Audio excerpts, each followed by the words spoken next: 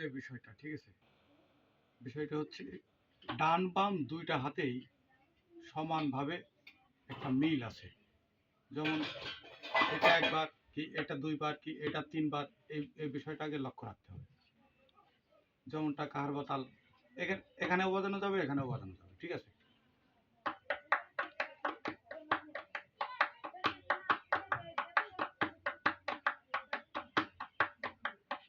এটাই তিনটা দিচ্ছে কিন্তু, ঠিক আছে।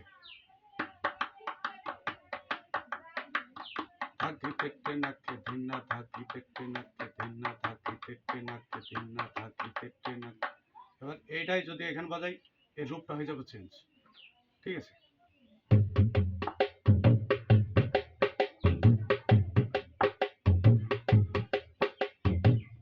শুধু বিষয়টা মাথার মধ্যে রাখতে হবে, এই এই এই এই এই আঙুলটার এই আঙুলটার কাজ। যেমন এর প্রথম বাণী, এবার বাওয়াটা যদি এর সাথে মিল করা যায়,